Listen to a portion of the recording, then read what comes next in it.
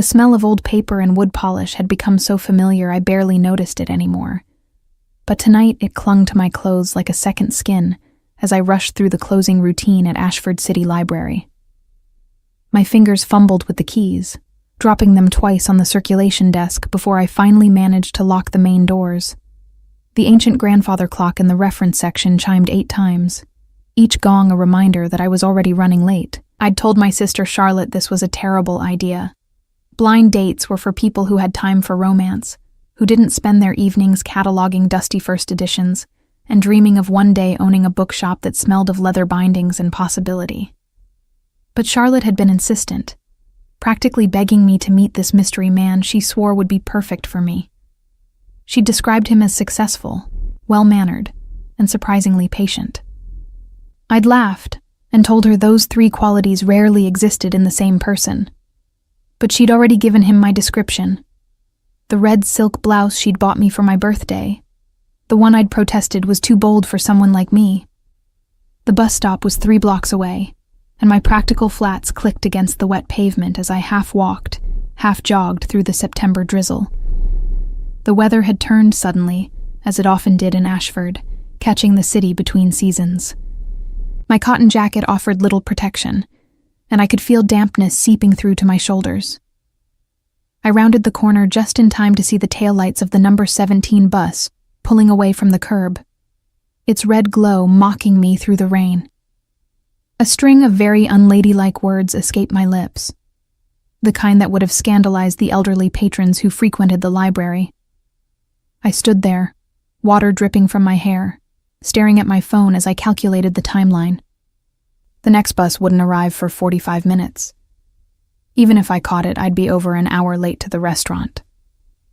What kind of man would wait that long? Certainly not the successful, well-mannered type Charlotte had described. He'd probably already left, assuming I'd stood him up. I should have called a taxi. I should have left work earlier. I should have told Charlotte no in the first place. But standing there in my increasingly soaked red blouse, I felt something shift inside me. Maybe it was better this way. Maybe the universe was telling me I wasn't ready for this, that my dreams of antiquarian bookshops and quiet evenings with rare manuscripts were enough. I didn't need romance. I didn't need complications. My phone buzzed with a text from Charlotte. "He's there. Says he'll wait. Please don't bail on me, Vi. You promised." I sighed, watching rain create small rivers along the gutters. The restaurant was only about 2 miles away. In different shoes, on a dry night, it might have been a pleasant walk. Tonight, it would be an ordeal. But I'd promised my sister, and Charlotte had done so much for me over the years, especially after Dad died, and left us scrambling to hold things together. The least I could do was show up, apologize profusely to this poor man, and endure whatever awkward dinner conversation followed. I started walking, my supposedly waterproof jacket proving to be anything but. Within 5 minutes, I was thoroughly soaked. Within 10, my right heel caught in a sidewalk crack and snapped clean off, leaving me limping like some bedraggled Cinderella who'd lost her slipper on the way to the ball. I held the broken piece of shoe in my hand, staring at it in disbelief, before laughing at the absurdity of it all. Of course this would happen tonight. The rain intensified, fat drops that seemed determined to wash away any remaining dignity I possessed. I hobbled along, now carrying both shoes in one hand while my purse dangled from my shoulder, soaking through to the library books I'd borrowed for research on Victorian bindings. Cars passed, their headlights cutting through the downpour, and I imagined how I must look to their occupants. A drowned rat in a red blouse, limping barefoot through the streets like someone who'd lost a fight with reality. My phone buzzed again. "Charlotte, are you close?" He texted me asking if you're okay. He seems worried. I couldn't help the bitter laugh that escaped. Worried about a woman he'd never met, who was now 40 minutes late to their date. Either this man was a saint, or he was desperate. Neither option particularly appealed to me. I typed back quickly, my fingers slipping on the wet screen. Missed the bus. Walking. Be there soon. Tell him he should go. The response came immediately. He says he'll wait. Something about those 3 words made my chest tighten. In all my 24 years, I couldn't remember the last time someone had waited for me. Dad had died when I was 19, leaving Charlotte and me to navigate adulthood without his steady guidance. Mom had remarried within a year and moved to Florida, more interested in her new life than in maintaining connections with her daughters. Friends from college had drifted away, caught up in careers and relationships that left little room for a bookish girl who preferred fictional heroes to real ones. But this stranger, this man I'd never met, was willing to wait in a restaurant while I trudged through a rainstorm like some tragic character from a 19th century novel. It was ridiculous. It was touching. It was probably motivated by politeness rather than genuine interest. Yet something about it made me walk faster, ignoring the ache in my feet and the cold seeping into my bones. The restaurant, Il Primo, finally came into view, its warm golden lights spilling onto the wet sidewalk like a promise of shelter. I paused at the corner, taking in my reflection in a darkened shop window. My hair hung in wet tangles around my face. My red blouse clung to me in ways that would have been scandalous if it weren't so pathetic. Mascara that I'd applied carefully before leaving the library now created dark smudges beneath my eyes. I looked like I'd been through a war, and in a way, I had. I couldn't go in there. I couldn't subject some poor man to this disaster of a first impression. But before I could turn away and retreat to my small apartment where dry clothes and hot tea awaited, the restaurant door opened. A man stepped out, tall and broad-shouldered in a dark suit that probably cost more than my monthly rent. He stood under the awning, seemingly unbothered by the rain that had driven everyone else inside, and pulled out his phone. I should have kept walking, should have hidden in the shadows until he went back inside. But something made me stay, watching as he typed something on his phone. A moment later, my phone buzzed. Charlotte. He's leaving. Said he waited as long as he could. I'm so sorry, Vi. The man pocketed his phone and turned toward the street, presumably looking for his car. That's when he saw me. Even from half a block away, I felt the weight of his gaze, felt it travel from my bare feet to my bedraggled hair, to the broken shoe still clutched in my hand. For a long moment, we just stared at each other across the rain-soaked distance. Then something happened to his face. His expression shifted from polite disinterest to something I couldn't quite name. Recognition? Surprise? Amusement? He started walking toward me with purposeful strides that ate up the distance between us. I stood frozen, suddenly aware of how I must look, of the spectacle I'd become. When he was close enough that I could see the silver threading through his dark hair at the temples, close enough that I could see eyes the color of storm clouds, he stopped. Red blouse, he said, his voice deep and controlled, with an accent I couldn't quite place. Italian, maybe, or something that had been softened by years in America. Charlotte's sister. Violet. It wasn't a question, but I nodded anyway, clutching my broken shoe like it might somehow protect me from his scrutiny. Up close, he was even more intimidating than from a distance. Not because he was threatening, but because he was so utterly, perfectly composed. His suit probably hadn't started the evening pristine, but it looked that way now. His hair was styled back from his face, not a strand out of place despite the rain. He looked like he'd stepped from an advertisement for expensive watches or luxury cars, and I looked like I'd been fished from a river. I'm so sorry, I began, the words tumbling out in a rush. I missed my bus, and then it started raining, and my shoe broke, and I know I'm over an hour late, and you probably have better things to do than wait for some stranger who can't even manage to arrive on time for a simple dinner. And you walked here, he interrupted, his eyes moving from my face to my bare feet and back again. In this weather, without shoes. Technically, I had shoes when I started, I said, holding up the broken heel as evidence. But apparently they weren't built for crisis situations. Really, I understand if you want to leave.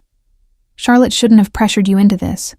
I told her blind dates were a terrible idea, but she insisted, and I'm clearly a disaster. So, you're shivering, he observed, cutting off my rambling again. He shrugged out of his suit jacket, and I found myself staring at the way his white shirt clung to shoulders that suggested he spent time doing something more physical than sitting behind a desk.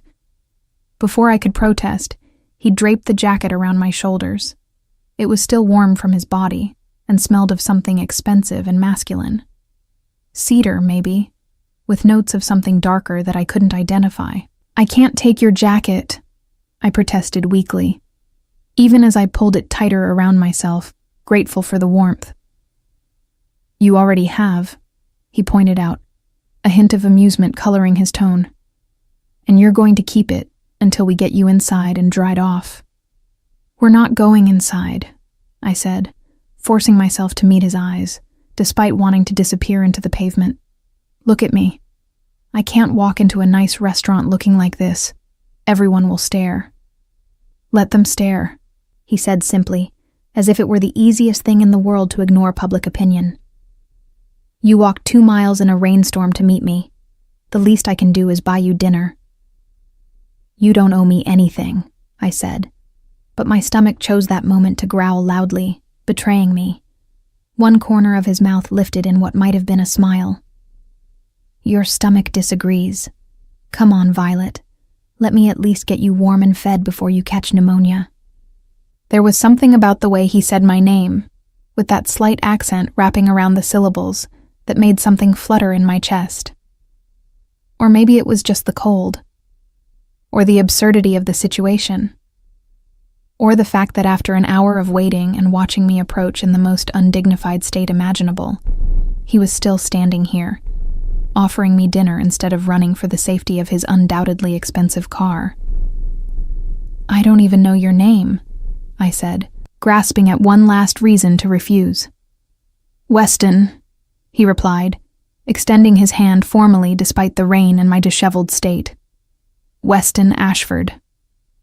I stared at his outstretched hand, then at his face, something clicking into place. Ashford. Like the library where I worked. Like half the buildings in this part of the city. Charlotte hadn't mentioned that small detail when she'd set up this date. I'd assumed her mysterious friend was just another successful businessman. I hadn't realized he was one of those Ashfords, the family that had helped build this city from the ground up generations ago. My hand moved automatically to shake his, and I felt calluses there that surprised me. Whatever he did with his time, it wasn't just signing papers and attending board meetings. His grip was firm but careful, as if he were aware of his own strength and consciously tempering it. You're one of the Ashfords, I said stupidly, stating the obvious. Guilty? He said, still holding my hand.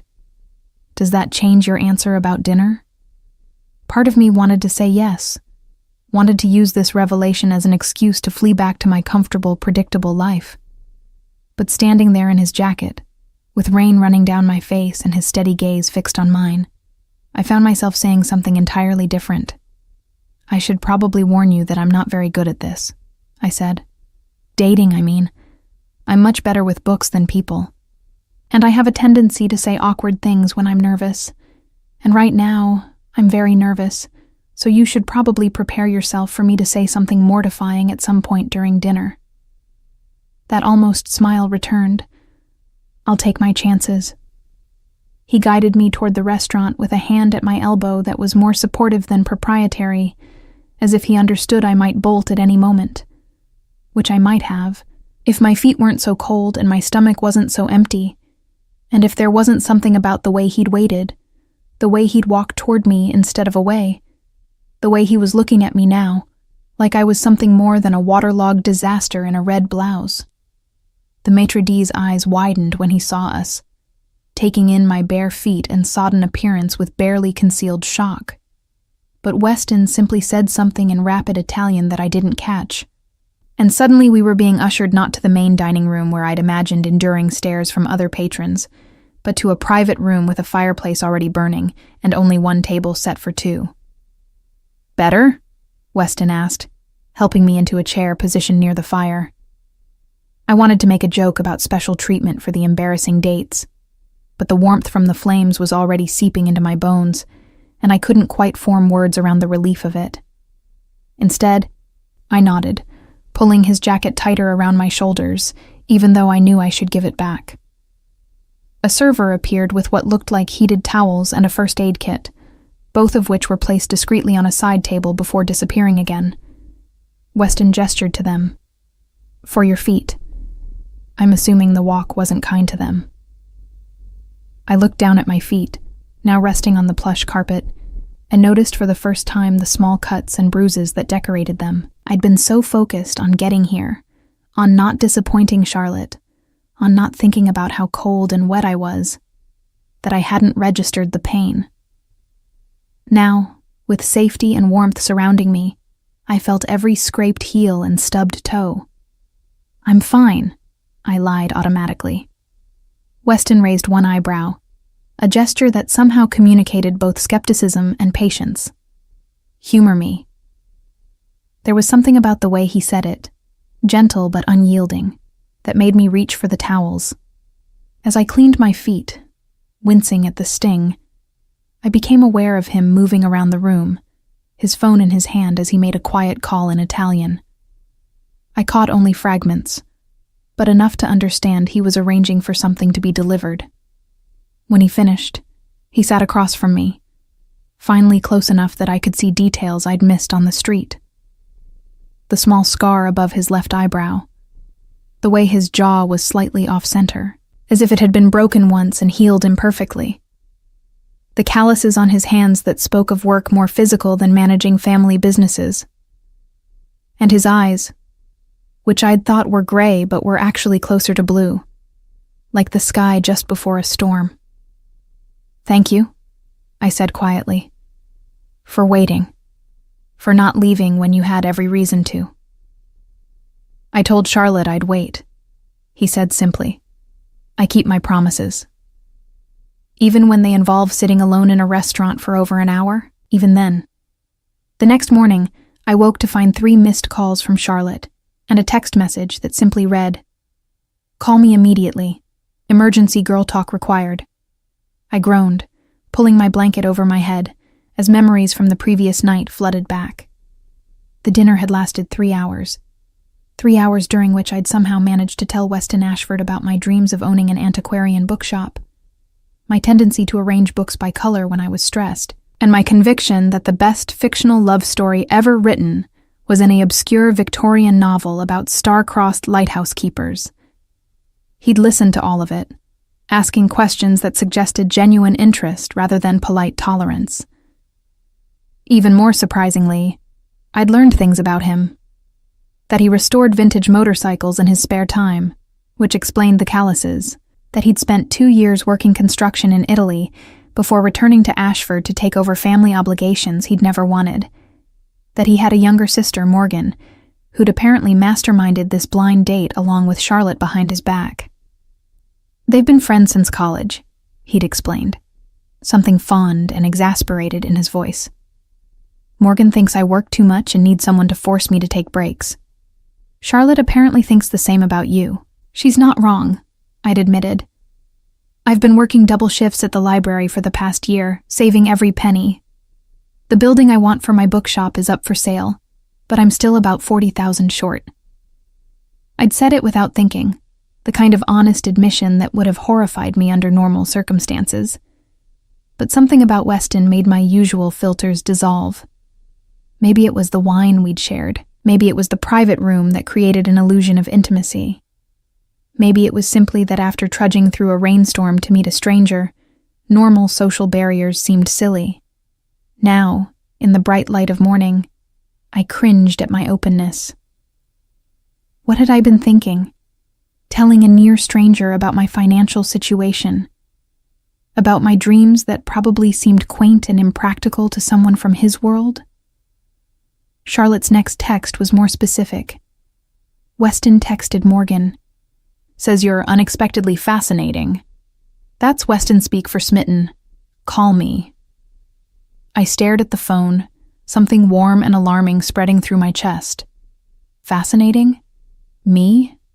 The woman who organized her spice rack alphabetically and had once spent an entire weekend cataloging her personal library using the Dewey Decimal System? Before I could decide whether to call Charlotte or hide from the entire situation, my phone rang. It was an unknown number with a local area code. I almost let it go to voicemail, but curiosity got the better of me. Hello? Good morning, Violet. I hope I'm not calling too early. Weston's voice was unmistakable, that slight accent making my name sound like something exotic. It's 10 o'clock, I said, sitting up abruptly and immediately regretting it as my sore feet protested. I've been awake for hours. A complete lie. I'd been conscious for approximately 7 minutes. Liar, he said, and I could hear amusement in his voice. You're still in bed. I can hear it in your voice. That's very presumptuous, I said, even as I pulled the covers higher, as if he could somehow see through the phone. Is it? Last night you mentioned you're not a morning person, that you usually don't get out of bed before 11 on your days off, that you consider anything before noon to be an ungodly hour. Had I said all that? Apparently the wine had been stronger than I'd thought. You have an unsettling memory for details. Only when the details are interesting, he replied. Speaking of which, there's a package arriving at your address in approximately 10 minutes. Don't be alarmed. It's not anything inappropriate.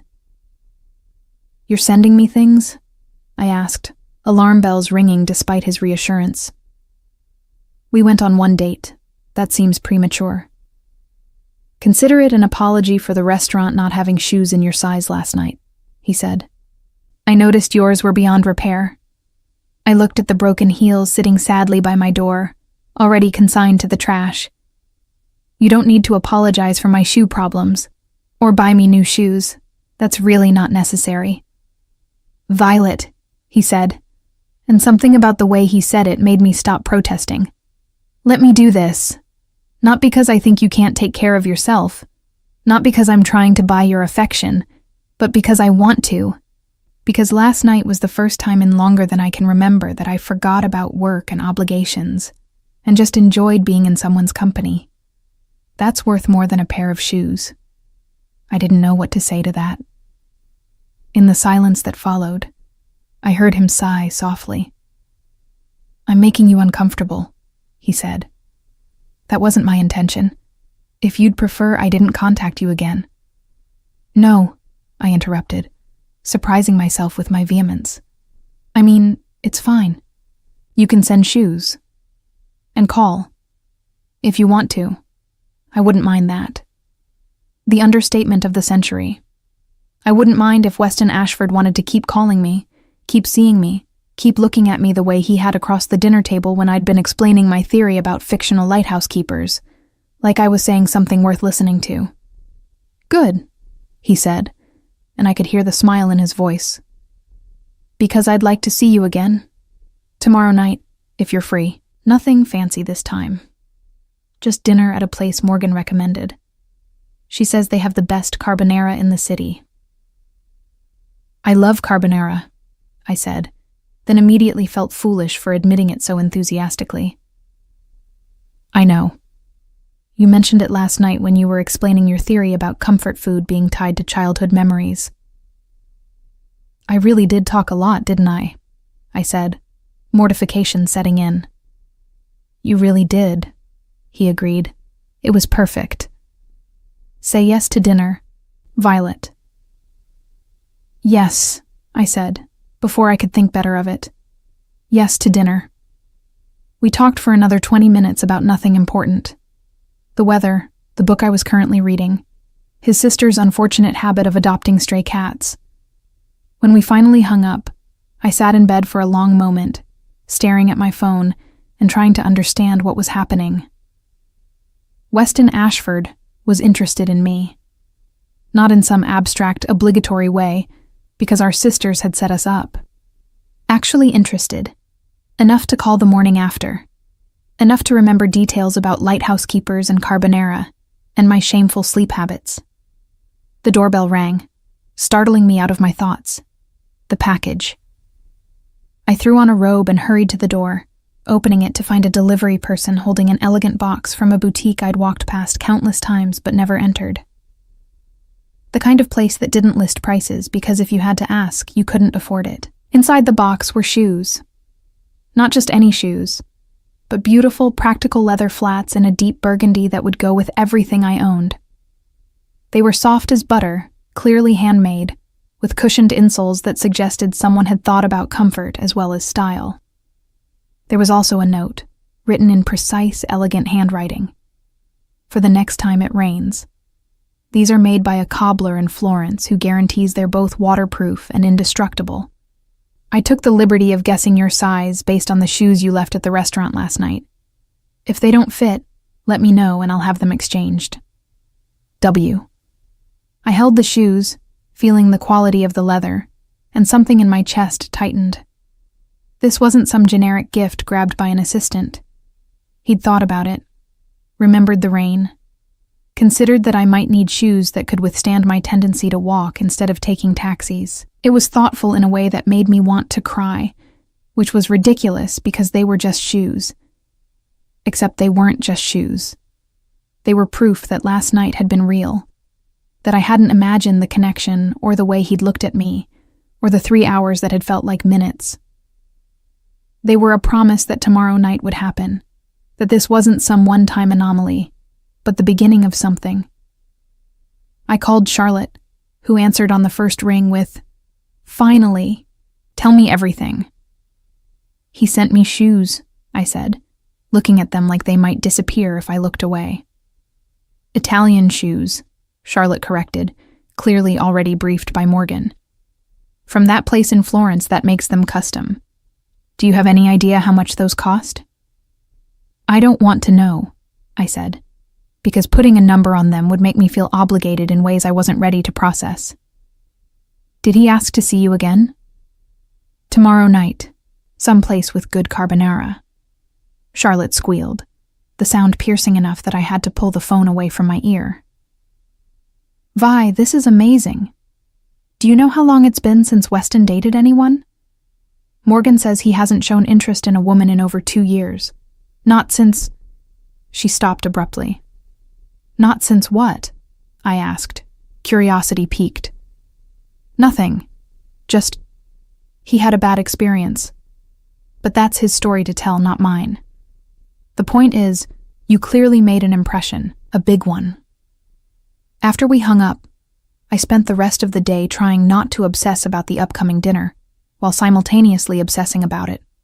I tried to work on my bookshop business plan, but found myself staring at the shoes instead. I attempted to read, but got through 3 pages before realizing I'd absorbed nothing. Finally, I gave up and did what I always did when my brain refused to cooperate. I went to work. The library was quiet on Sunday afternoons, mostly students cramming for exams and elderly patrons reading newspapers. I was reshelving returns in the literature section when I felt eyes on me. I turned to find a woman watching me from the end of the aisle.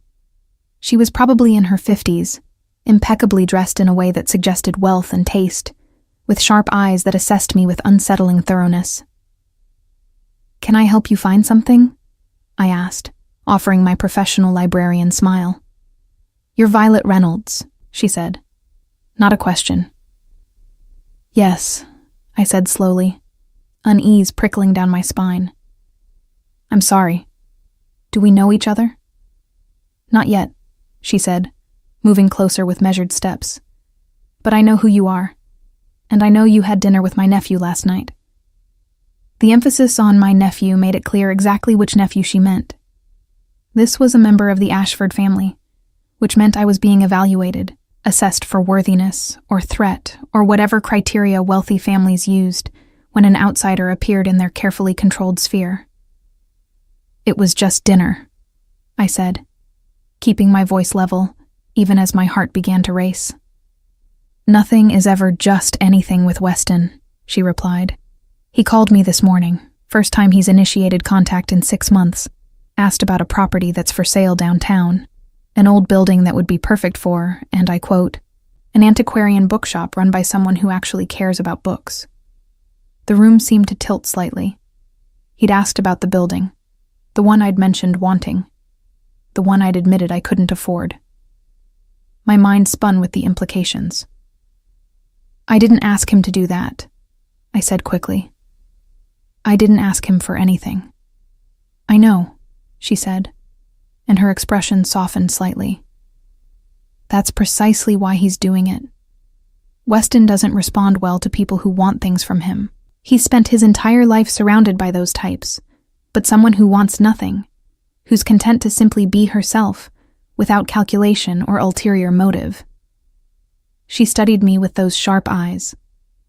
"That's novel. That's dangerous." "Dangerous," I repeated, not liking the word or its implications. "To his equilibrium," she clarified. "To the very careful life he's built. You should know that before you get more involved. My nephew isn't just wealthy, Violet. He's complicated. His life is complicated. And once you're in it, extricating yourself becomes difficult." "We've had one date," I said, though it felt like more than that, like last night had somehow compressed months of getting to know you into 3 hours of honest conversation. "One date during which he apparently decided you were worth investigating," she said. "Worth calling family members about. Worth thinking about instead of focusing on the very important business matters that should have his complete attention." She paused. "I'm not here to warn you off. I'm here to make sure you understand what you're potentially getting into." "And what am I potentially getting into?" I asked, part of me wanting to know, part of me afraid of the answer. She smiled, but it didn't reach her eyes. "That's the thing, dear. I'm not entirely sure myself. My nephew has always been private. Since returning from Italy, he's been even more so.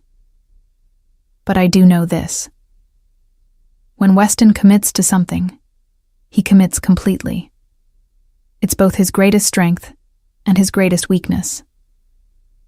She left after that, disappearing between the stacks as silently as she'd appeared, leaving me standing there with my arms full of books and my mind full of questions. What had she meant about complications? About his life being difficult to escape? And why had Weston asked about the bookshop building? My phone buzzed. A text from an unknown number. "This is Morgan, Weston's sister. Charlotte gave me your number. Can we meet for coffee? I promise I'm less intimidating than whatever family member just tracked you down at work. That was Aunt Catherine, wasn't it? She has a bad habit of vetting anyone who gets within 10 feet of Wes. Ignore her.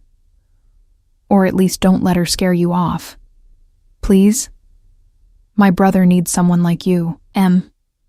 I stared at the message, then at the literature section where Aunt Catherine had stood, then at my phone again.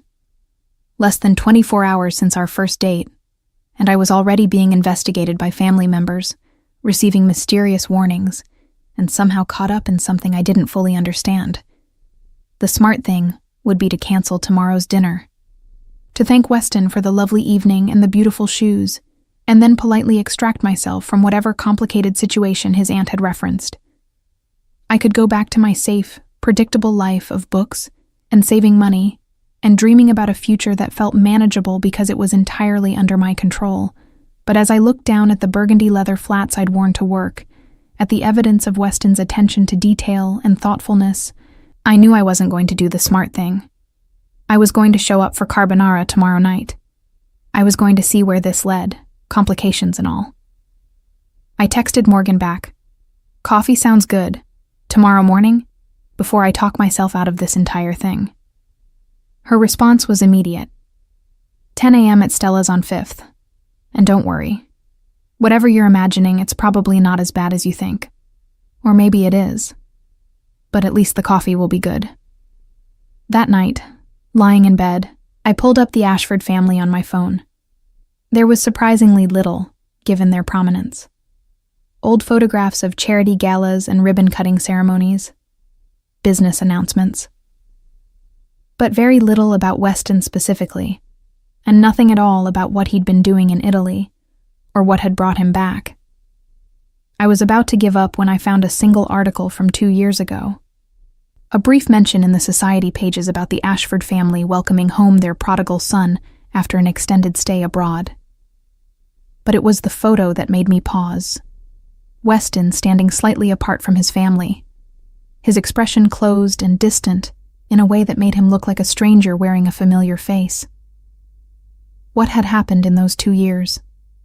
What had changed him from the man in earlier photos, smiling easily at cameras, to the guarded, complicated person his aunt had warned me about? And why, despite all the warnings and mysteries and complications, did I find myself counting down the hours until I could see him again? Coffee with Morgan turned out to be less intimidating and more enlightening than I'd expected. She was younger than Weston by about 5 years, with the same storm blue eyes, but a more open, expressive face. Within 10 minutes of sitting down, she'd told me about her 3 rescued cats, her failed attempt at learning Italian to surprise Weston, and her theory that her brother needed someone who wouldn't be impressed by the Ashford name. He spent 2 years in Italy basically being nobody, she said, stirring sugar into her cappuccino. Working with his hands, living in this tiny apartment, learning to rebuild motorcycles from this old man named Marco, who didn't care that Wes came from money. He was happier there than I'd ever seen him. What made him come back? I asked, genuinely curious. Morgan's expression darkened slightly. Family obligation. Dad got sick, and someone needed to take over the family businesses. Our older brother Julian is brilliant at making money, but terrible at the actual management side. Wes is good at both, so... She shrugged, but there was sadness in the gesture. He came home, left everything he'd built in Italy behind. I think part of him resented it, even though he'd never say so. And now he restores motorcycles in his spare time, I said, pieces clicking into place. And works 80-hour weeks and never takes vacations and hasn't dated anyone in 2 years, because most women either want his money or can't handle that he's not just a trust fund kid playing at having a job. Morgan leaned forward. And then he meets you, waterlogged, barefoot, late to your own blind date, and somehow you make him laugh. Actually laugh, not the polite sound he makes at board meetings. Do you understand how rare that is? I wrapped my hands around my coffee cup, absorbing this. Your Aunt Catherine came to see me yesterday, at the library. She seemed concerned. Aunt Catherine is always concerned, Morgan said, rolling her eyes. She's been trying to set Wes up with appropriate matches since he got back. By appropriate, I mean boring socialites who won't challenge him or make him feel anything beyond mild tolerance. The fact that you're not that terrifies her. I'm a librarian who dreams about owning a bookshop, I said. That's not exactly threatening. You're genuine, Morgan corrected. You don't want anything from him except his company. That's revolutionary in his world. Also terrifying because it means he might actually fall for you. And Catherine thinks that would derail his focus on family responsibilities. She paused. She's not wrong, but I don't think that's necessarily a bad thing. Before I could respond, my phone buzzed. A text from Weston. Plans for tonight. Small Italian place. Excellent carbonara. No family members interrogating you. Sound good? I smiled despite myself. He texted you, didn't he? Morgan grinned. I may have warned him that Aunt Catherine staged an ambush. He's very protective once he cares about someone. It's actually kind of sweet, even if it can be overwhelming. We've had one date, I reminded her, even as I typed back confirmation for dinner. And he asked about buying you a building, Morgan said gently. Look, I know that's probably freaking you out. It's freaking me out a little, and I'm used to Wes doing impulsive things when he's decided something matters. But here's what you need to know. My brother doesn't do anything halfway. When he commits to something, whether it's a business venture or a relationship or a hobby, he's all in. It's just who he is. That's what your aunt said, that it's both his strength and his weakness. Morgan nodded. It is. It's why he's so good at running the family businesses. He cares about every detail, every person, every decision. But it's also why he got hurt so badly before he left for Italy. He'd been engaged to someone who only saw the Ashford name and the money that came with it. When she cheated on him and he found out, it nearly destroyed him. Not because his heart was broken, but because he'd committed to her completely, and she'd betrayed that. The pieces were starting to form a more complete picture. And then he left. And then he left, Morgan confirmed. Spent 2 years learning to be someone other than Weston Ashford. Came back because family needed him, but I don't think he ever really came all the way back. Part of him is still in that workshop in Florence, I think. At least it was until he met you. I didn't know what to say to that. The weight of Morgan's revelation sat heavy in my chest. I wasn't just a potential girlfriend to Weston. I was somehow connected to his attempts to reclaim something he'd lost, to find a way to be himself while fulfilling obligations he'd never wanted.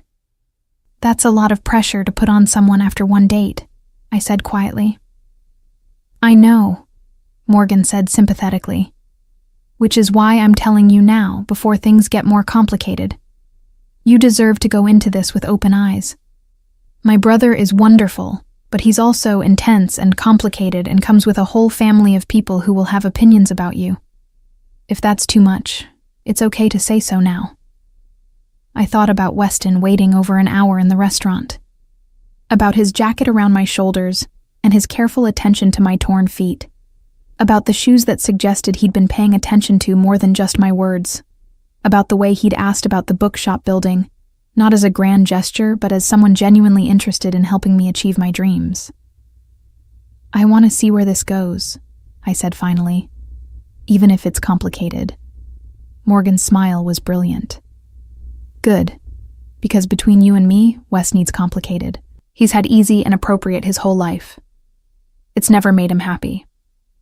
That evening, I dressed more carefully than I had for our first date. The restaurant Weston had chosen was indeed small, tucked into a side street I'd walked past hundreds of times without noticing. Inside, it was intimate and warm, with exposed brick walls and candlelight that made everything glow golden. Weston was already there, standing when I entered.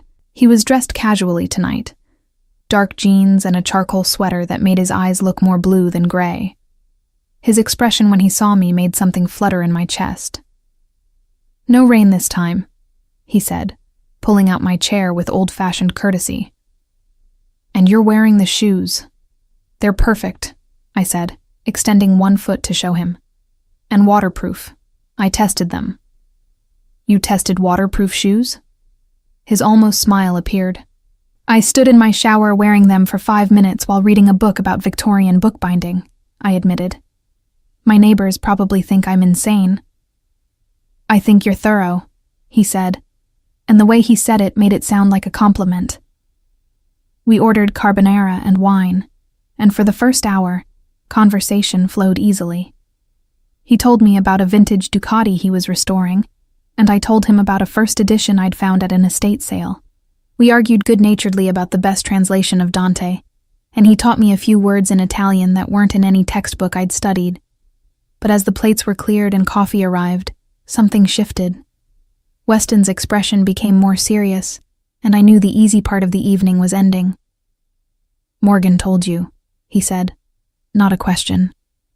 About Italy and your ex-fiancé, I confirmed. I hope that's okay.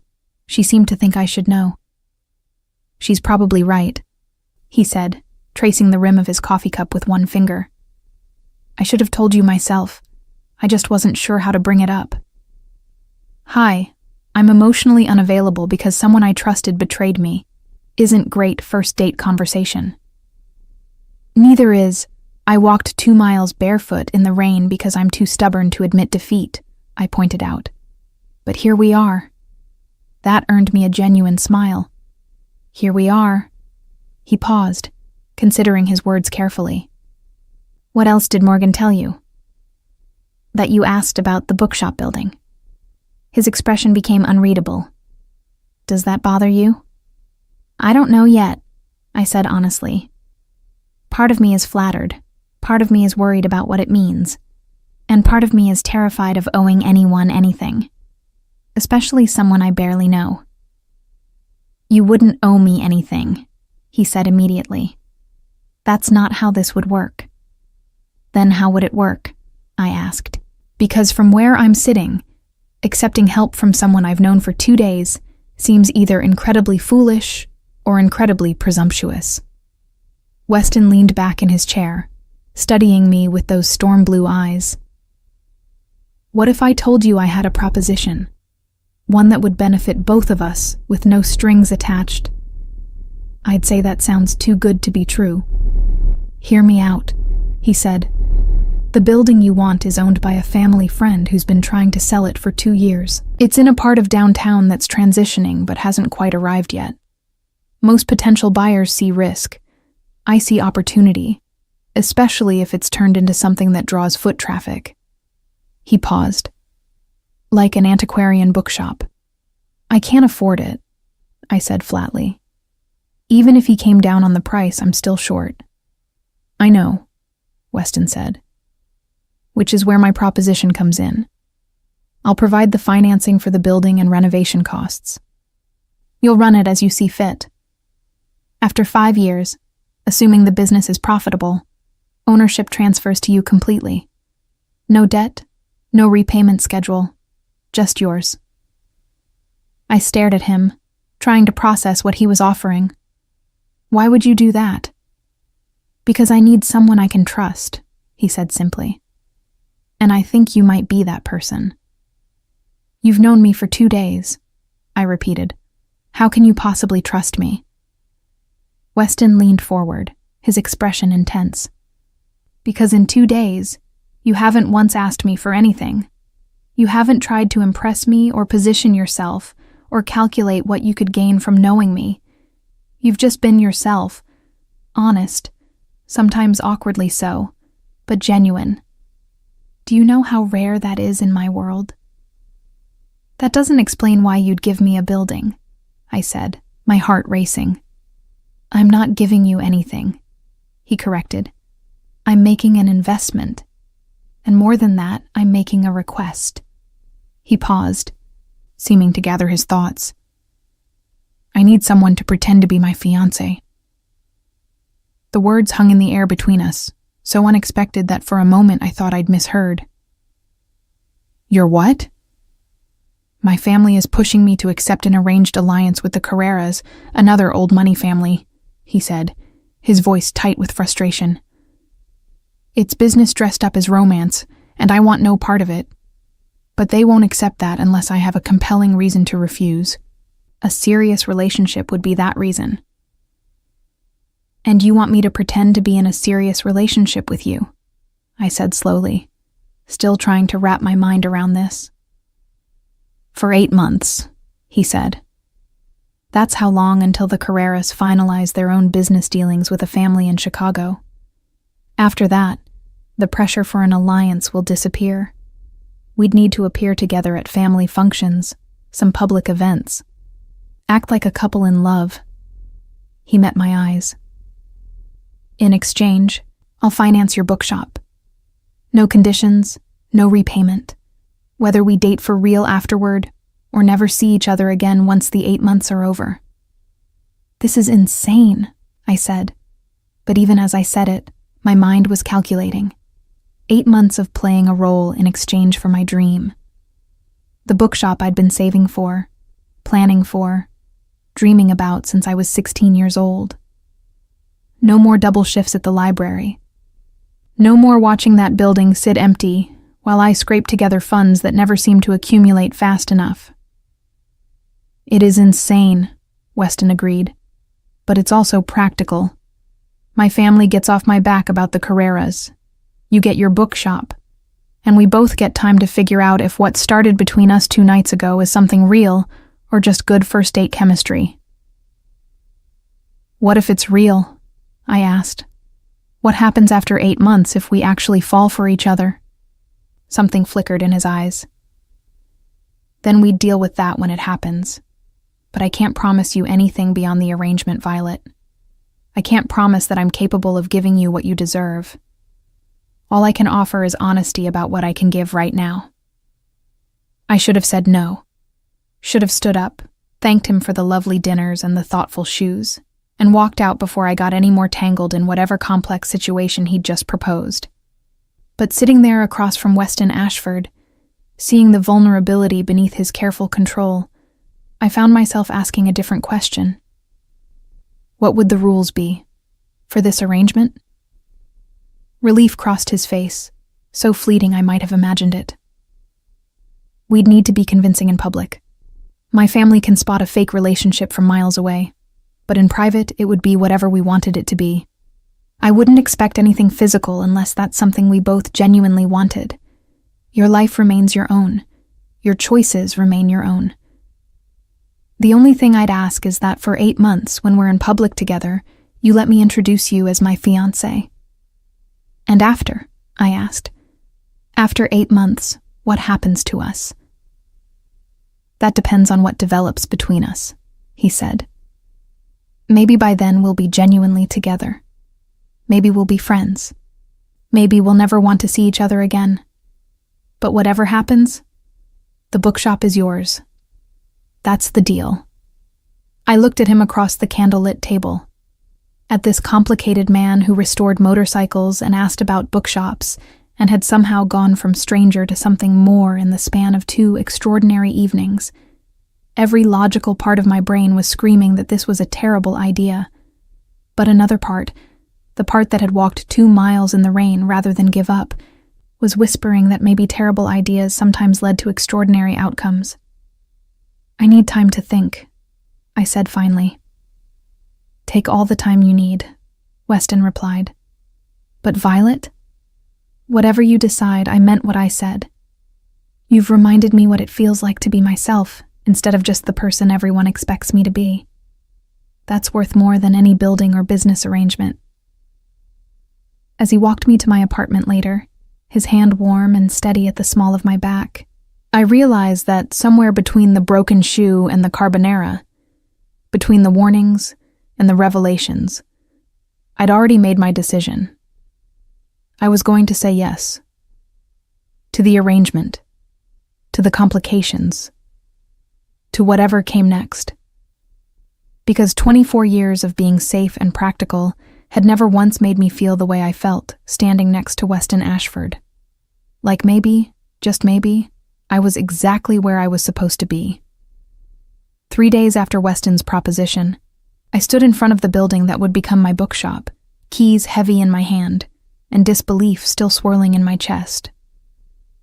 The morning after our dinner, I'd called him and said, yes. Within 48 hours, papers had been signed, contracts had been drawn up, and what had seemed like an impossible dream was suddenly, terrifyingly real. You're overthinking, Charlotte said beside me, reading my expression with the accuracy of someone who'd known me since childhood. I can literally see your brain spiraling. I agreed to fake date a man I've known for less than a week in exchange for my dream bookshop, I said, staring at the worn brick facade. Overthinking seems appropriate. You agreed to give a relationship a real chance while helping him avoid a business arrangement disguised as marriage, Charlotte corrected. And he's helping you achieve something you've wanted since you were 16. That's not insane. That's opportunistic. It's definitely something, I muttered, but I couldn't stop the smile that crept across my face as I looked at the building. It was perfect. 3 stories of late Victorian architecture, with original crown molding and hardwood floors that creaked with history. The ground floor would be the shop itself. The second floor could be a reading room and rare books collection, and the third floor had a small apartment that I could renovate into living quarters. My phone buzzed. Weston.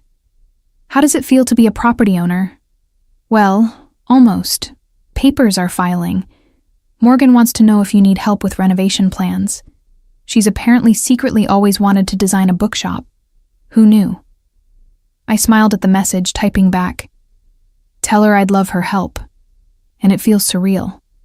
Like I might wake up tomorrow and discover this was an elaborate dream involving expensive shoes and fake engagements. His response came quickly. "If it helps, I'm still processing that I met someone who walked through a rainstorm to meet me and then agreed to one of the most unconventional arrangements I've ever proposed. So we're both living in surreal territory." "What are you grinning about?" Charlotte asked, peering over my shoulder at my phone. "Oh, he's actually charming when he's texting. Good to know the whole intense billionaire thing doesn't translate to awkward emoji usage." "He's not a billionaire," I said automatically, though I had no idea what Weston's actual net worth was, and no desire to know. "Fine. Intense multimillionaire with excellent taste in footwear," Charlotte amended. "My point stands. He's charming, you're charming, and Morgan says he hasn't stopped talking about you since your first date.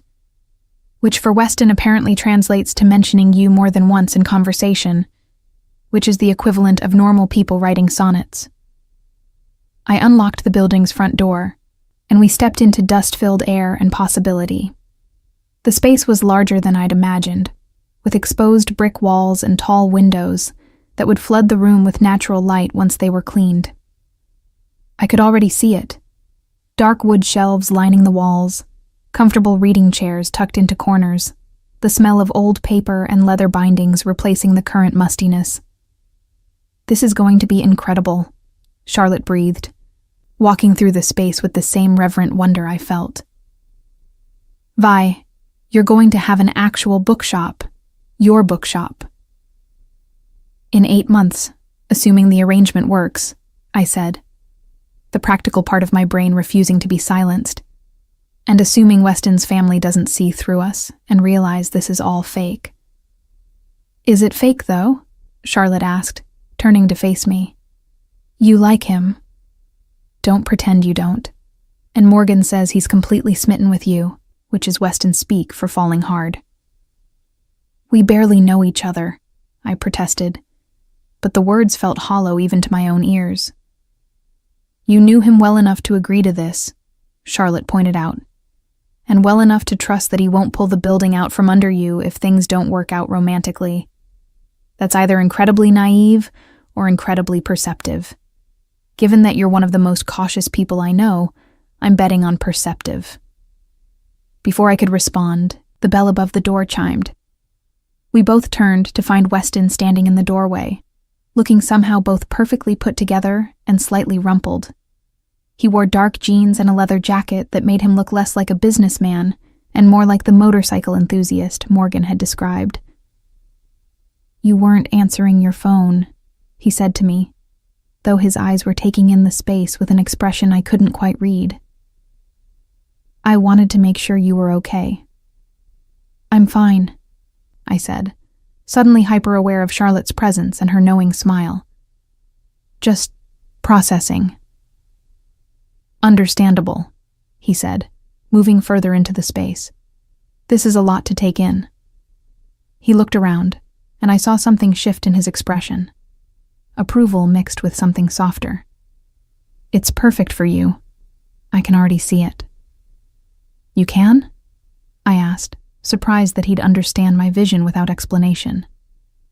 "Literature section along the back wall," he said, gesturing. "Rare books upstairs in a climate-controlled environment. Comfortable seating by the windows for browsers. A small section for book restoration, maybe tucked into that alcove." He turned to look at me. "Am I close?" "Terrifyingly close," I admitted. "How did you know?" "Because I've been listening," he said simply. "To what you want, what you dream about, what matters to you." He paused, seeming suddenly uncertain. "I hope I'm not overstepping. Morgan offered to help with renovation planning, but if you'd rather do it yourself." "I'd love Morgan's help," I interrupted, meaning it.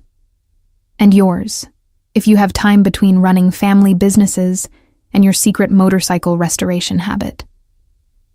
Charlotte cleared her throat pointedly. I'm going to take measurements for insurance purposes, she announced, pulling a tape measure from her purse with the efficiency of someone who'd planned this exit in advance. You two discuss. Renovation plans. Or whatever.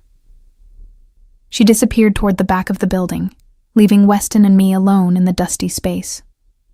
I brought something, Weston said, pulling a small velvet box from his jacket pocket. For the arrangement, you'll need to wear it to family functions, and it should look convincing. He opened the box to reveal a ring that stole my breath. Not because it was enormous or flashy. It wasn't. But because it was perfect. An emerald-cut sapphire in an antique platinum setting, flanked by small diamonds that caught the light streaming through the dirty windows. It was exactly what I would have chosen for myself if I'd ever let myself dream about engagement rings. It was my grandmother's, Weston said, his voice soft. She left it to me before she died, said I should give it to someone who loved books and old things and wasn't impressed by money. I didn't think that person existed until I met you. Weston, I breathed, unable to form a more complete sentence. It's just for the arrangement, he said quickly, though something in his eyes suggested that wasn't entirely true. But I thought I wanted it to be something you'd actually want to wear, something that felt right. I held out my left hand, and he slipped the ring onto my finger. It fit perfectly, the weight of it foreign but not uncomfortable. Looking down at it, I felt the reality of what we were doing crash over me again. This wasn't just an arrangement anymore. This was a ring that had belonged to his grandmother, given to me with an understanding that felt impossibly intimate for two people who'd known each other less than a week. What if I can't do this? I asked quietly, voicing the fear that had been circling since I'd said yes. What if I'm terrible at pretending to be your fiancé? Then don't pretend, Weston said, moving closer. Just be yourself. That's all I want, Violet. Not some performance of who you think I need you to be. Just you, honest and awkward and brilliant exactly as you are. That's a lot of pressure to put on honesty, I said. But I was smiling despite the tears that threatened at the corners of my eyes. I know, he said, reaching out to brush his thumb along my jawline, in a gesture so tender it made my chest ache.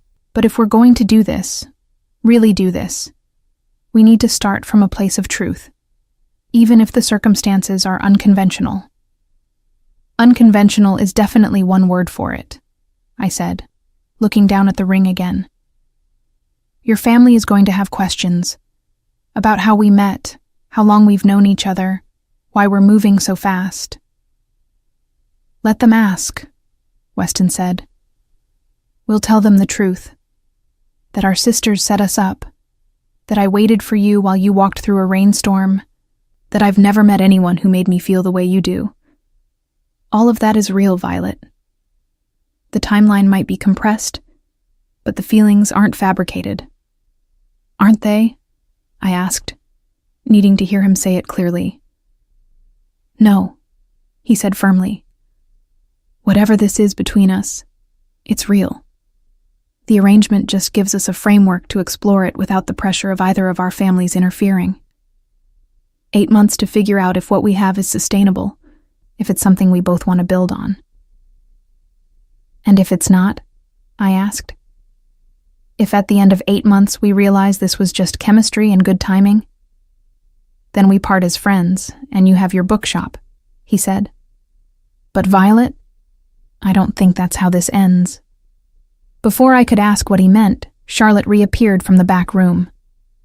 Sorry to interrupt what looks like a very romantic moment, but there's a massive water stain on the ceiling upstairs that you two should probably discuss.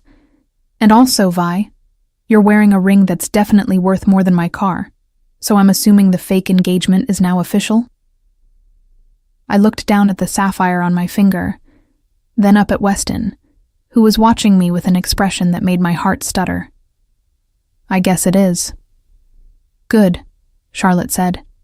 Because Morgan is outside with approximately 7,000 paint samples and a contractor who apparently owes the Ashford family a favor. She texted me 10 minutes ago asking if it was safe to come in or if she'd be interrupting. "She can come in," I said, still looking at Weston. "We're done. Negotiating." Charlotte grinned and headed back outside, pulling out her phone to text Morgan. When we were alone again, Weston took my hand, his thumb brushing over the ring he'd just placed there. "Thank you," he said quietly, "for saying yes to this, for taking a chance on something unconventional, for being willing to help me avoid a future I didn't want while pursuing one you do." "Thank you for waiting," I replied, "for not leaving the restaurant that night, for seeing something in me worth all of this." "Violet," he said, his voice rough with emotion, "I saw you stumbling down the street in broken shoes, cursing at the rain, and I knew. I can't explain it, but I knew that you were going to change everything." The door burst open before I could respond, Morgan sweeping in with an armload of paint samples and a smile that rivaled the sun. "Okay, future sister-in-law, we have decisions to make. Charlotte told me you're thinking deep green for the main room, but I brought some alternatives in case you want to consider." She stopped abruptly, her gaze zeroing in on my hand. "Oh my God, he gave you Grandma Elena's ring." "Is that okay?" I asked, suddenly worried that I'd crossed some family boundary I didn't understand. "Okay? It's perfect," Morgan said, her eyes suspiciously bright. "She would have loved you, probably would have locked you two in a room together until you figured out you were meant for each other." She paused, looking between Weston and me. "Not that you needed much help with that." "We barely know each other," I protested weakly, though the argument was getting harder to believe every time I said it. "You know the important things," Morgan countered. "That's what matters. Now come on, we have a bookshop to design, and I have 17,000 ideas that we need to narrow down to something actually buildable." As Morgan spread paint samples across the dusty floor and Charlotte pulled up architectural plans on her phone, I caught Weston watching me with an expression that made something warm unfurl in my chest. Whatever complicated thing we'd started, whatever unconventional arrangement we'd made, it was beginning to feel less like a business deal and more like something that might actually last beyond 8 months. The ring on my finger caught the light, sapphire and diamonds glinting like a promise. Not of forever, not yet, but of possibility, of patience, of two people choosing to take a chance on something neither of them fully understood, but both of them wanted to explore. I was Violet Reynolds, small-town librarian with big dreams and a tendency to say awkward things at the worst moments.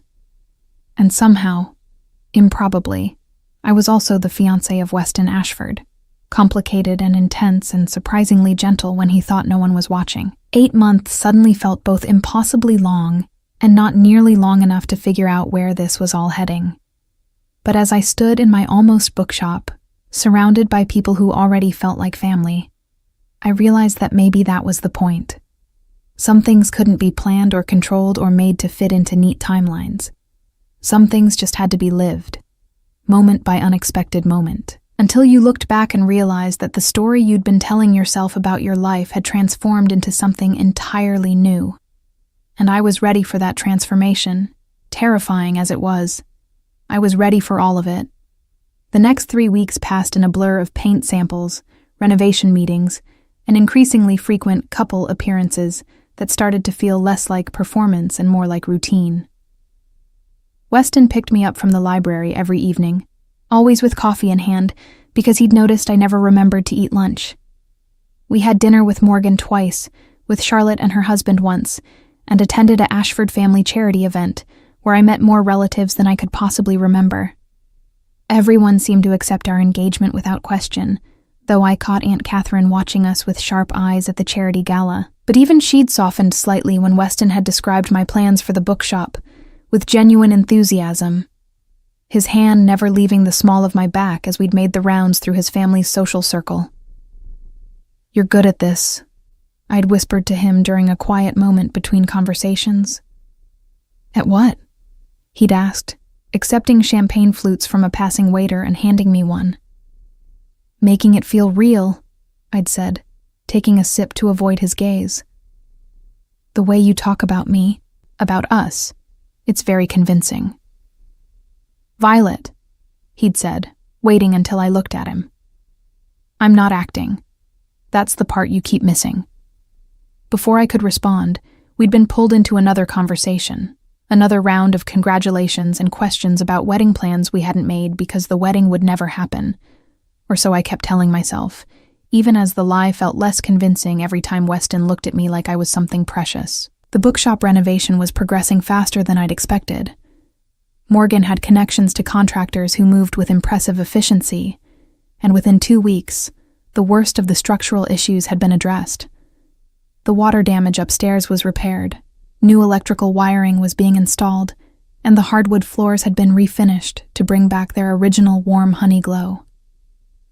I spent every free moment at the building, watching it transform from dusty potential into something real.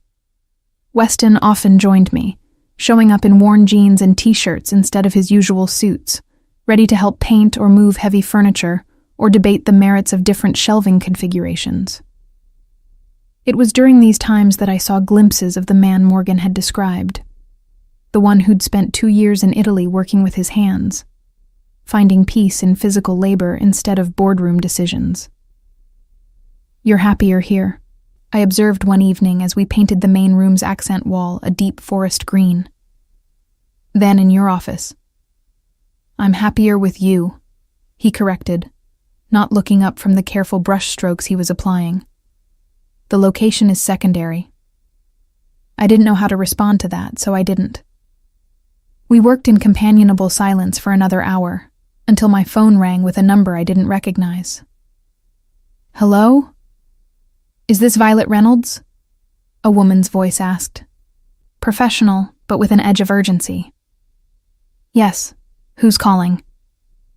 "My name is Detective Sarah Chen. I'm with the Ashford City Police Department. I'd like to speak with you about Weston Ashford if you have a moment."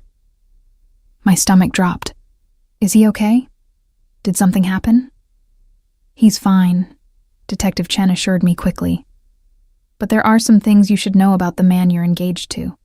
Things his family might not have told you." I looked over at Weston, who was still focused on painting, humming something under his breath that sounded like Italian. "I'm listening." "Not over the phone," Chen said. "Can you meet me tomorrow? Coffee shop on 5th Street, 10 a.m. It's important, Ms. Reynolds.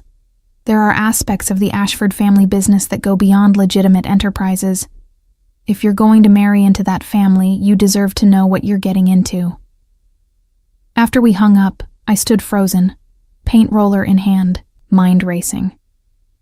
What hadn't Weston told me? What secrets did his family keep behind their philanthropic facade? "Violet." Weston's voice brought me back. "You okay? You look like you've seen a ghost." "I'm fine," I lied. "Just tired. I should probably head home soon." Something shifted in his expression. Concern, maybe, or suspicion. "Did something happen? You were fine 2 minutes ago." "Just a headache," I said, which wasn't entirely false.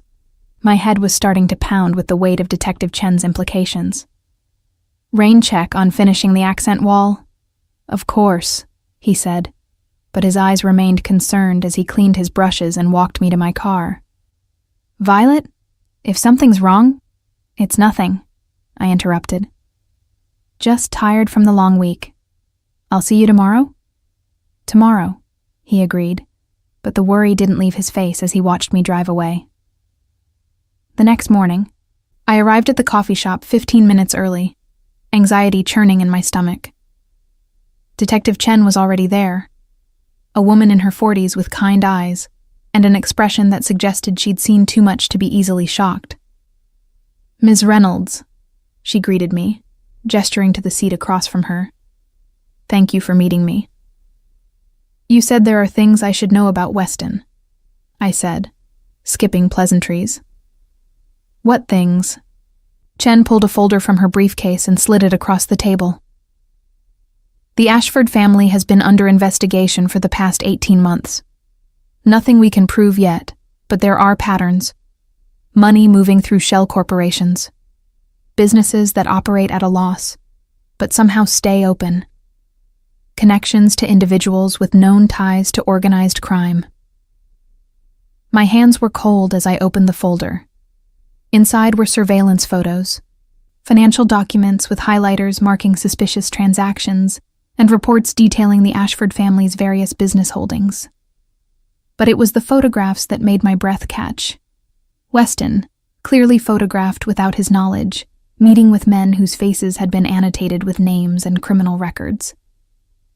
These photos, I managed. When were they taken? Various times over the past year, Chen said, after he returned from Italy. Ms. Reynolds, I want to be clear. We have no evidence that Weston Ashford himself has committed any crimes. But his family's businesses, the people they associate with, the way money flows through their organizations. There are questions, and you're about to legally tie yourself to all of that. Why are you telling me this? I asked, looking up from the photographs. If you're investigating his family, why tip me off? Chen's expression softened, because I've seen what happens to people who marry into families like this without understanding what they're getting into. The best case scenario, you spend your life looking over your shoulder. Worst case. She didn't finish the thought. You think I'm in danger, I said flatly. I think you might be naive, Chen replied gently. Weston Ashford is, by all accounts, a good man. But good men from complicated families sometimes have to make complicated choices. And sometimes the people they care about get caught in the crossfire. I closed the folder, my mind spinning. What do you want from me? Information, Chen said. If you see or hear anything that might help our investigation, I'd like you to contact me. You wouldn't be working for us officially, just keeping your eyes open, making sure that if there is illegal activity happening, we can address it before anyone gets hurt. You want me to spy on my fiancé? I said, the word bitter on my tongue. I want you to protect yourself, Chen corrected.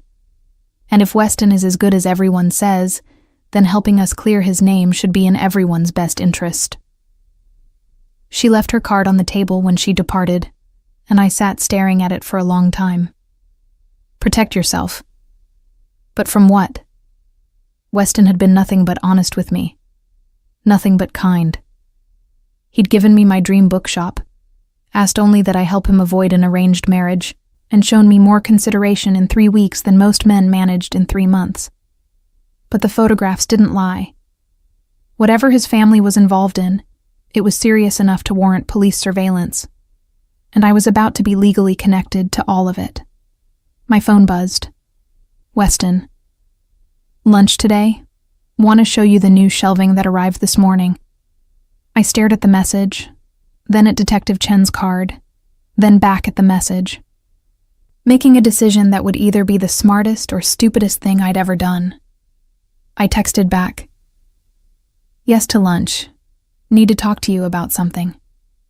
2 hours later, I stood in the bookshop watching Weston carefully position shelves against the exposed brick wall.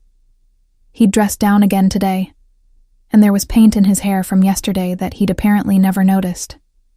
He looked happy, relaxed in a way I'd never seen him at fancy dinners or family events. What did you want to talk about? He asked, stepping back to examine the shelf placement. I pulled Detective Chen's card from my pocket and handed it to him. I met with a police detective this morning. She seems to think your family is involved in something illegal. She wanted me to gather information about you. Weston went very still, his entire body tensing in a way that made him suddenly look dangerous instead of domestic. What did you tell her? That I'd think about it, I said honestly, and then I decided to tell you instead. He looked at me for a long moment, his expression unreadable. Then he set down the shelf he'd been holding and gestured to the paint-splattered chairs we'd been using as makeshift furniture. "Sit down. You deserve the truth." My heart was racing as I sat, watching him struggle to find words. "My family's business is mostly legitimate," he began. "The real estate holdings, the restaurants, the charitable foundation, all of that is real and above board. But there are other elements, connections my grandfather made during Prohibition that never quite dissolved, favors owed and collected that exist in legal gray areas." He met my eyes. "I came back from Italy specifically to clean that up, to transition everything into legitimate operations before the next generation inherits." "And the people in the photographs?" I asked. "The ones with criminal records?" "Some are criminals trying to go straight, looking for legitimate business opportunities," he said. "Some are old connections I'm trying to sever without causing complications. And some are probably exactly what they look like. Bad people my family should have cut ties with years ago." "Why didn't you tell me any of this before?" I asked, hurt creeping into my voice. "Because I wanted you to see me," he said simply. "Not my family's history, not the complications, just me. The man who restores motorcycles and helps you paint bookshops and waits in restaurants for waterlogged women with broken shoes." He moved to kneel in front of my chair, taking my hands in his. "But you're right to know. If we're going to do this, really do this, you need to understand what you're getting into." "And what am I getting into?" I asked quietly. "A family trying to become something better than what it was," he said.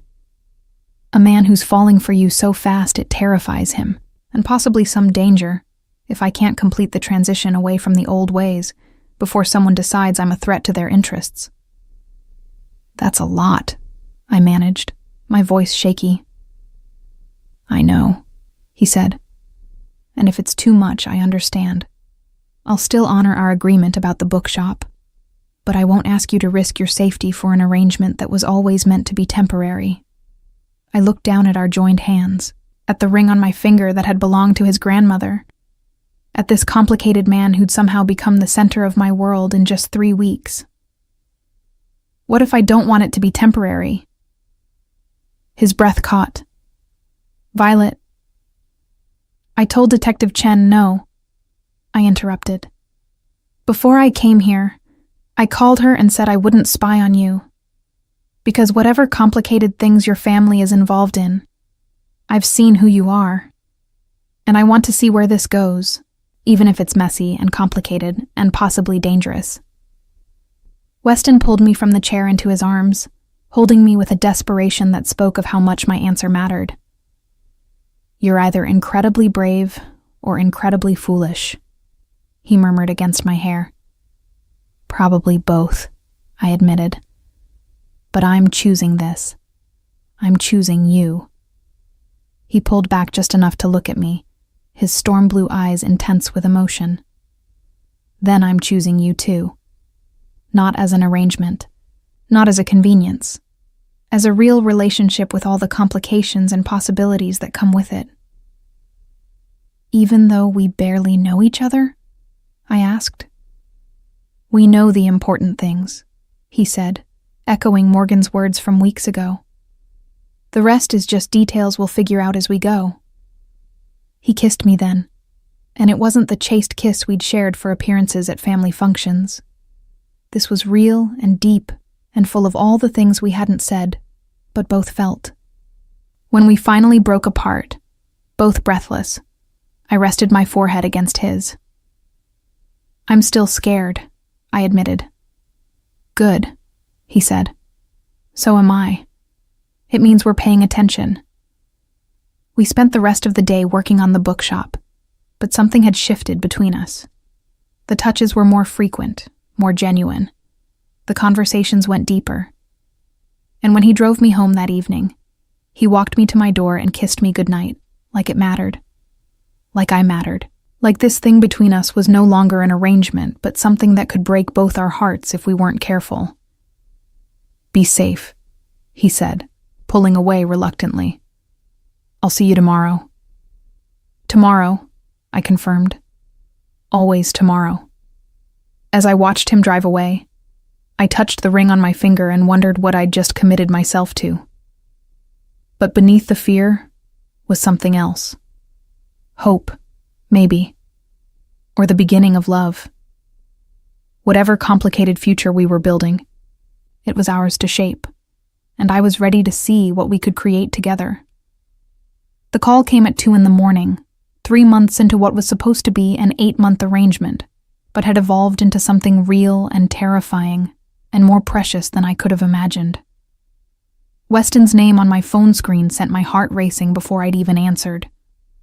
"Get out of your apartment," he said without preamble, his voice tight with controlled panic. "Now, Violet. Don't pack. Don't think. Just get to your car and drive to Morgan's. I'm sending security to meet you there." I was already moving, grabbing my keys and phone, pulling a jacket over my sleep shirt. "What's happening?"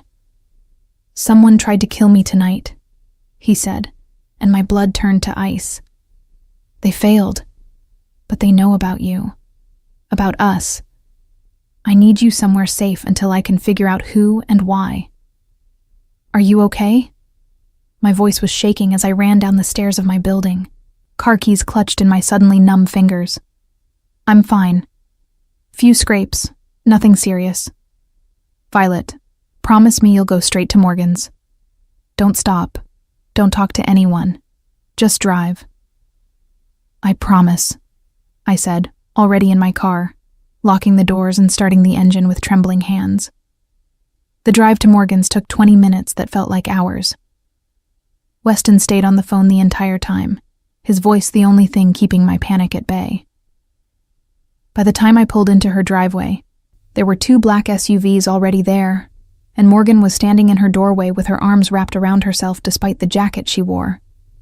"She's here," Weston said into the phone, and I could hear the relief in his voice. "I'll be there in 10 minutes. Morgan pulled me inside immediately, her usual cheerfulness replaced by grim efficiency. "You're okay. You're safe. Wes has people watching the house. No one's getting near you." "What happened?" I asked, sinking onto her couch as delayed shock began setting in. "He said someone tried to kill him." "His cousin Julian," Morgan said, her voice tight with anger. "Wes has been transitioning the family businesses into legitimate operations. Julian's been losing money from investments that weren't exactly legal, and apparently he decided the solution was to remove Wes from the equation before the old revenue streams dried up completely." My hands were shaking so badly I had to clasp them together. "He tried to kill his own cousin over money?" "Over power," Morgan corrected. "Julian's always resented that Wes came back from Italy and took over as head of the family. This was his play to take control." She sat beside me, taking one of my hands. "But he failed. Wes is fine, and Julian is currently being dealt with by people who handle these kinds of family problems." I didn't want to know what that meant. Didn't want to understand the implications of family problems that involved assassination attempts and security details. But as I sat there in Morgan's living room, I realized I'd crossed a line I could never uncross. I wasn't just dating Weston anymore. I was part of his world, with all its complications and dangers. The door burst open, and Weston swept in, still dressed in torn clothes with blood on his shirt that made my heart stop before I realized it wasn't his. He had a cut above his eye and bruises forming on his jaw. But he was alive and whole and crossing the room to pull me into his arms with a desperation that took my breath away. "You're okay," he breathed against my hair. "Thank God you're okay." "I'm fine," I said, pulling back to examine his injuries. "You're the one who was almost killed." "I heal," he said dismissively. "Violet, I'm so sorry. I never should have let you get this close. Should have known that Julian would see you as leverage or a threat. This is my fault." "Stop," I said firmly. "This is Julian's fault, not yours." "You could have been hurt," he insisted, cupping my face in his hands. "You could have been targeted because of me, because of what we are to each other." "And what are we?" I asked quietly. Because I think it's time we stop pretending this is just an arrangement. Something intense and vulnerable crossed his face. I love you, he said simply. I think I have since that first night when you stumbled down the street cursing at the rain. I love your honesty and your dreams and the way you organize books by color when you're stressed. I love that you chose me even after learning about my family's complications. I love you, Violet, and that's why you need to leave. What? The word came out sharper than I intended. Julian won't be the only one who sees you as an opportunity or a weakness, Weston said, his voice rough with emotion. As long as you're with me, you're a target, so I'm releasing you from our arrangement. The bookshop is yours, free and clear. I'll make sure you have security for a while, just until we're certain no one else is planning anything. But we can't keep doing this. I can't keep putting you at risk. I stared at him, trying to process what he was saying. You're breaking up with me to keep me safe. I'm letting you go before someone hurts you to get to me, he corrected. No, I said flatly. He blinked. No? No, I repeated. You don't get to make this decision for me, Weston. You don't get to decide what risks I'm willing to take or what future I want to build. I stood up, forcing him to step back so I could meet his eyes properly. I chose you knowing your family was complicated. I chose you after talking to police detectives about investigations. I chose you understanding that this world you live in comes with dangers I can't fully comprehend. And I'm choosing you now, after your cousin tried to kill you and put me at risk in the process. Violet. I love you, I interrupted. I love you and your complicated family and your motorcycle restoration hobby and the way you remember every detail about my dreams. I love the way you waited for me that first night and the way you've shown up for me every day since. So no, I'm not leaving. Not unless you tell me you don't want me anymore. I'll always want you, he said, his voice breaking. That's the problem. That's not a problem, I said. That's the solution. We face whatever comes next together. Not with me hidden away somewhere safe while you deal with family drama alone. Together, Weston. Or not at all. He pulled me against him, holding me so tightly I could barely breathe. You're the bravest person I've ever met, he murmured. Or the most foolish. Both, I said, repeating my words from months ago. Definitely both. Morgan cleared her throat from where she'd been tactfully examining her houseplants. So since Vi's clearly not going anywhere, maybe we should talk about actual security measures. And also about the fact that Mom is going to have opinions about all of this when she finds out Julian tried to stage a coup. The next few weeks were a whirlwind of family meetings, security briefings, and what Morgan cheerfully called cleaning house. Julian was sent somewhere distant and carefully monitored. I didn't ask for details, and Weston didn't volunteer them. Other family members who'd been involved in the old illegal operations were given choices. Transition to legitimate work or find employment elsewhere, far from the Ashford influence. Through it all, Weston held my hand. At family meetings where I met aunts and uncles and cousins I hadn't known existed. At the bookshop, which was now weeks away from opening. In his office, where I sometimes worked on my own projects, while he handled the complicated business of rebuilding his family's empire into something he could be proud of.